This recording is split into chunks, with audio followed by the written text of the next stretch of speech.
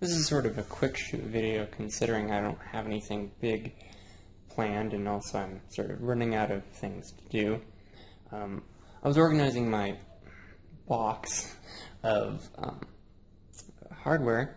I realized that I might as well go over some of the stuff I have, because I think I have some pretty, I don't know, classic computer peripherals and expansion boards. So, as you can see on the top, the first one is the Microsoft Soundboard, which is Microsoft's answer to, Soundboard.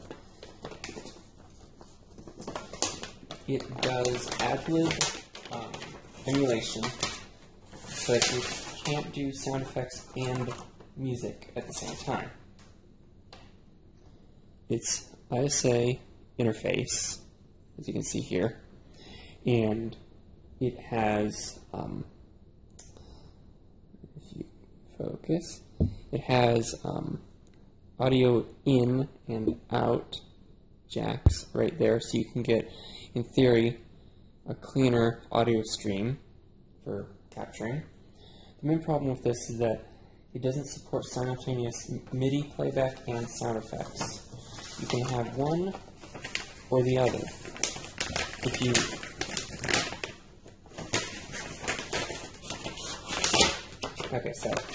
you enable both, you'll either get no sound at all in some programs, or it'll just straight up crash the program, like with Duke Nukem 3D.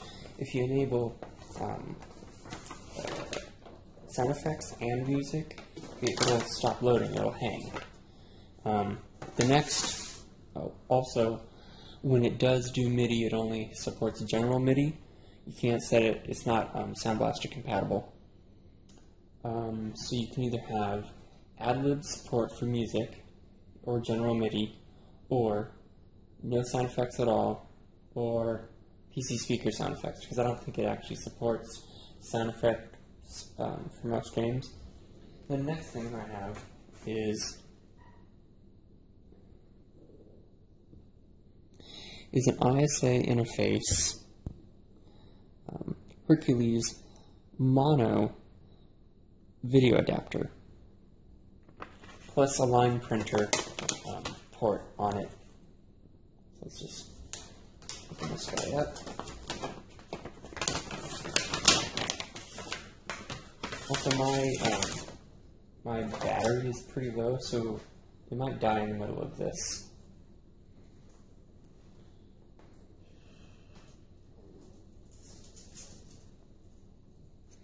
So as you can see, there's the, I don't want to drop it, there's the video, I think it's D port VGA, and then here's the serial in and out. And this is, what year is this one? Let's see if I can find a year.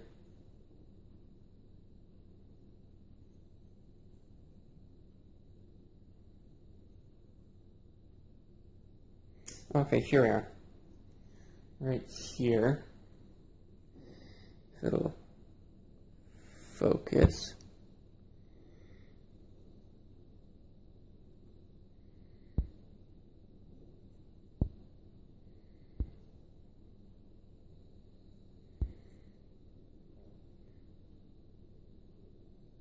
(1986). I don't know if you can see. There we go. The production date is 1986. I think the earliest board I have is from 80, 81. And that one is eISA. But this one's just normal ISA.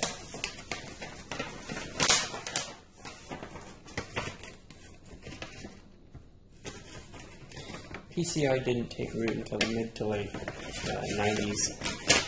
And it was actually, for video adapters, it was actually made prolific by Voodoo with their Voodoo 1 and 2. Then Voodoo 3 used AGP. I sadly don't have any Voodoo cards, so I can't show that as an example. And here's a Cirrus Logic ISA along with the Speedstar Pro. I don't know if both of them are in here. One of them might be in a project.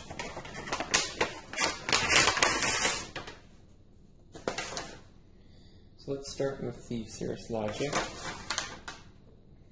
This one has a copyright of 1993, and I believe it is VGA, but also has the expansion header over here where you can actually take the video controller cable from the motherboard and connect it to the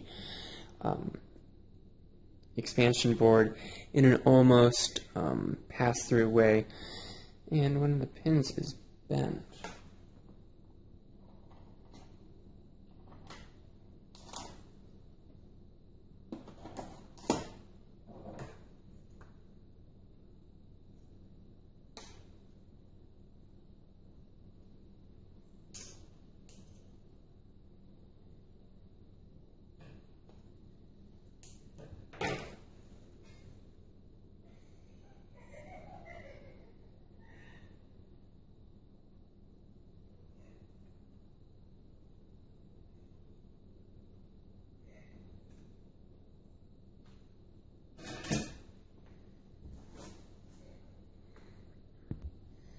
Sorry about that. I'll have to straighten that out. I just noticed that there was a pin bent there. Okay, now for the next card that we have up is the Keysang Labs Speedstar VGA. And this one is, oh, it's also produced by Diamond, which incidentally was one of the OEMs that Voodoo sold their schematics to, so they could produce the Voodoo boards, so you could have the Diamond Voodoo, but this is not a Voodoo, clearly. I'm looking for the production date, and I cannot seem to find one.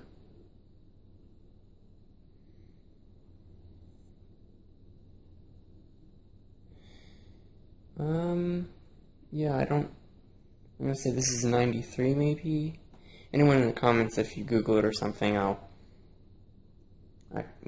me that. I'm gonna go and take a stab at it and say it is a 1993 Keysang Labs Speedstar VGA. Again, ISA.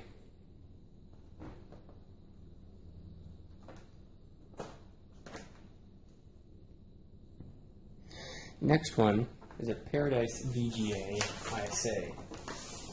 I think I have more than one here. These little clips keep failing. Yeah, I have two. So let's go over to the first one.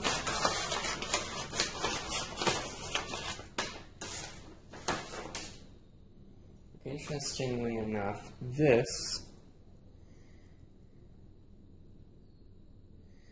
is connect.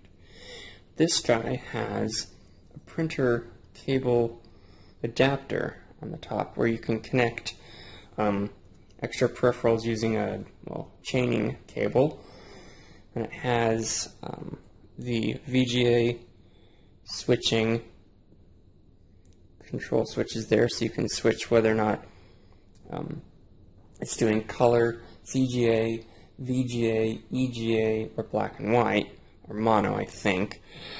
And this guy is copyright 1989, at least for that chip. Yeah, 89. And this is ISA interface, and I think it has 1 megabyte of onboard video. Don't quote me on that, I don't know entirely. Then our next one coming up, after I've noticed that even though I say this is a quick shoot, it's coming up on just now 10 minutes as of now. Well, after editing, it'll probably be a little bit less. So our next card is, if I can get it out.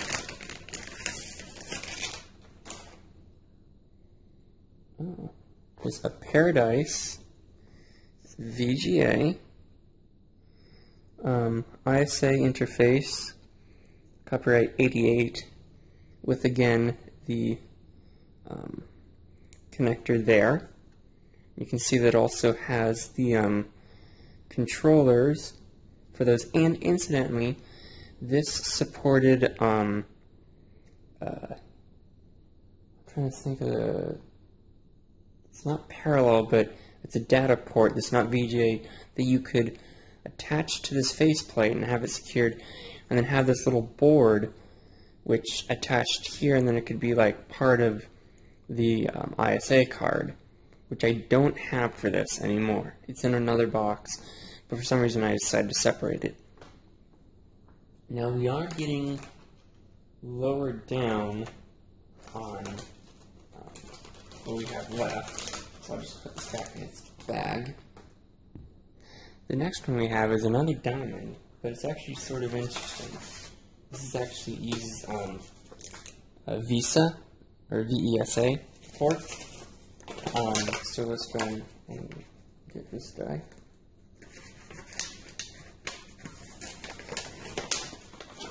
This one is a Diamond Speedstar Pro.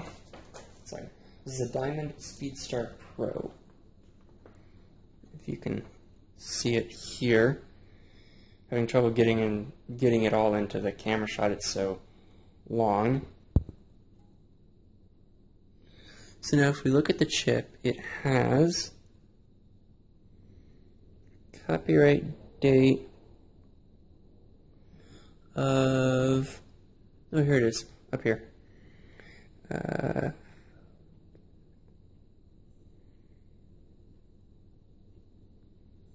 gonna have to do manual focus.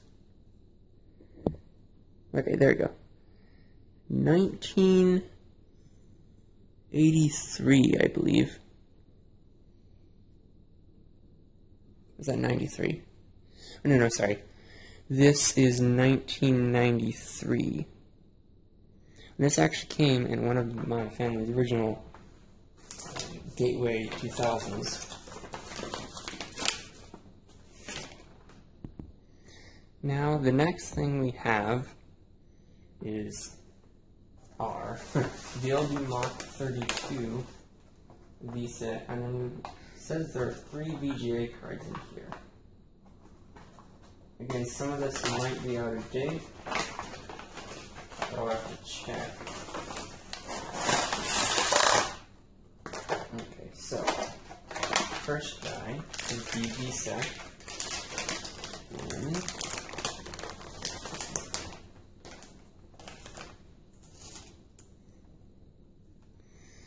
It is an HEI blur. No, it's an HEI focus. Okay, HEI Mach 32. Again, it's a VESA with, here's the little expansion port there. It goes into an ISA slot. This part goes into ISA, and then there is an extending slot. So when you insert it like this, the ISA is here, and then the VESA VESA port is right behind where the ISA is. So when it clips in, it was supposedly supposed to give it faster bandwidth. So this is copyright 90. What did I say? 92? Yeah, 92. It's an HEI Mach 32, which came with, again, one of my family's Gateway 2000s. Then here's just another one. I seem to have 3 of them, considering my family had a lot of gateways. This is another Mach 32. And then if we come over here, here is another Mach 32, but it has the expansion chip, which I believe it expands the memory to about 2 megabytes or 4 megabytes. Don't quote me on that. I'm not entirely sure, but it is something to do with an expansion. Again, same year, 92. Now that we've made it out of the early 90s, all these cards haven't really been organized from like earliest to latest. I tried my best, but when I took them out of the box, I think they got mixed up. So now that we're out of the early 90s, we're going into the middle to late 90s and going from ISA, EISA, and Visa, VESA. We're now entering the PCI era. Here is a Trident 3D Image 9750 from 1997. It was Trident's attempt and failure in the same sentence at doing 3D. It has okay 2D image and subpar to abysmal 3D. This has S-Video out and composite along with VGA. This is their attempt at giving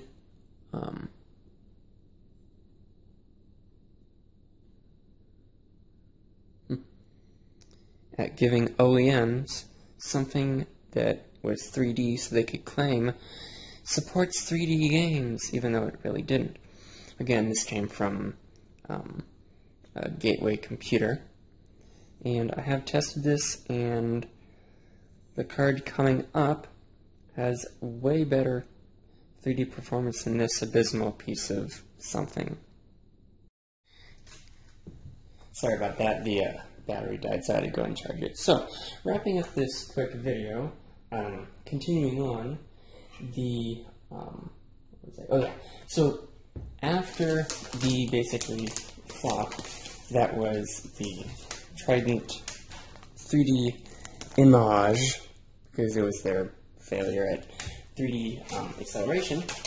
The next card I have, which is according to the performance, would be several of these. It would be an ATI Rage 128. This one is an ATI Rage 128. I also have an ATI Rage Pro and an ATI Rage Pro 4XL. The way ATI had was they had the ATI 128, the ATI Rage 128, I think, the ATI 128 Pro and the ATI Max, which was the high end. Oh no, okay. They had the ATI 128, then they had the ATI Max and the ATI Max Fury. But within the subcategories, you had the ATI 128 and the ATI 128 Pro. And then the ATI 128 Pro 4XL was more of a card to compute Voodoo and Voodoo 2. So at this time, the ATI Rage 128 was pretty up there graphics-wise. This one is from 1998, so that would have been right about the time the Voodoo 2 came out. So this one that I'm bagging up only has 8 megabytes of video RAM, but the one I'm currently using in my system, the Gateway G6350, see, it's in the bag. That one has 16 megabytes. It came in 4, 8, and 16. So if you got the, and it's AGP. So we've gone from PCI to AGP. That one would be comparable to a Voodoo 2, as I said. But if you had like a 16 megabyte one, which I do, that's like the top of the line. In some tests, it actually performed better than a Voodoo 2. So, going back a little bit, we have, from 1991, an ATI, unfocus, there we go, an ATI Graphics Ultra A, which actually is in the same genre and vein as the Mach 32. The Mach 32 came after the ATI Graphics Ultra. And actually the A just means it's revision A, that's the BIOS chip. So the BIOS chip is from 1991, but the board itself is from 1990. So this is somewhere in between 90 and 91. And that was before the Mach 32, because this is ISA.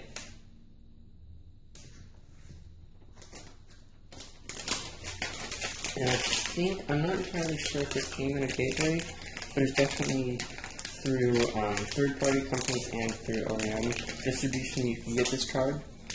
I don't think, I'm pretty sure no one gateways had it. Which one, I don't know, because I wasn't around to remember from. And then here we have the ATI Age Pro, which was their middle of the line AGP, which this die is from 1998, and it has 8 megabytes of VRAM, and that would be more comparable to a Voodoo 1, a little bit over Voodoo 1, but not really in par with the Voodoo 2.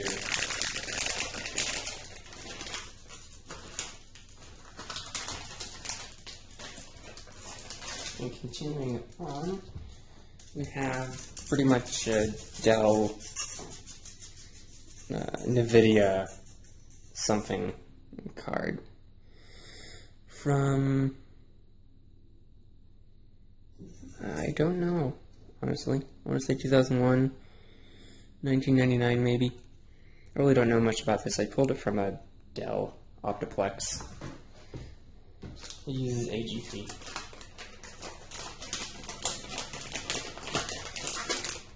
And then next one is a slimline, low profile, NVIDIA, I want to say Riviera or something. No, that's a Riviera TNT.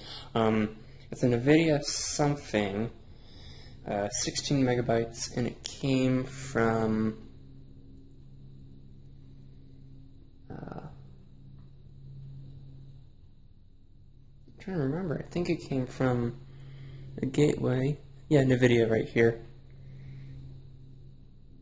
Oh, focus. Yeah, what year is this? I don't know. Yeah, so this die was from a Dell Optiplex Slimline that I scrapped. It's just a low profile card. And then, which one's first? Okay, this is like this here. And then finally, the last card we have. Please let it all fall.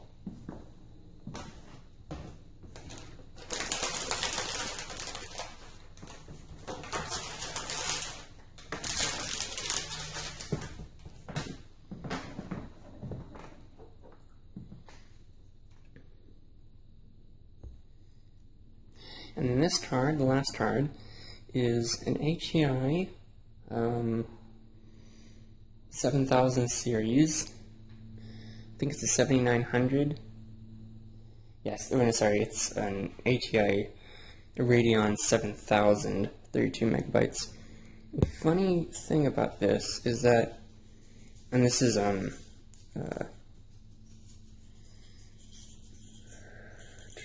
AGP, I believe. No, it's PCI, sorry. This drive is PCI. I think another one was PCI and I accidentally said it was AGP. Oh yeah, the NVIDIA over there from the Dell is PCI. Anyway, so this guy has VGA out and S-Video.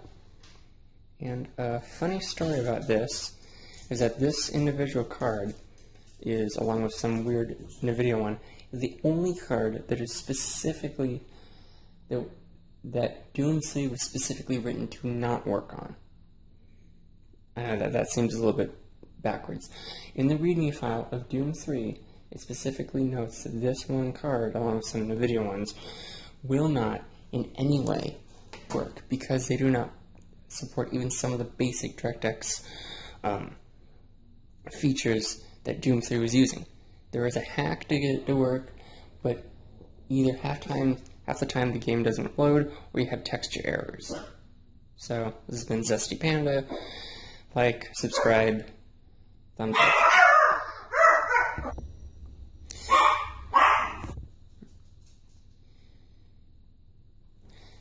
Sorry for this section being rushed. This has been Zesty Panda with another quick video, quote unquote. So thumbs up, thumbs down if you don't like it, leave a comment, subscribe, share, whatever.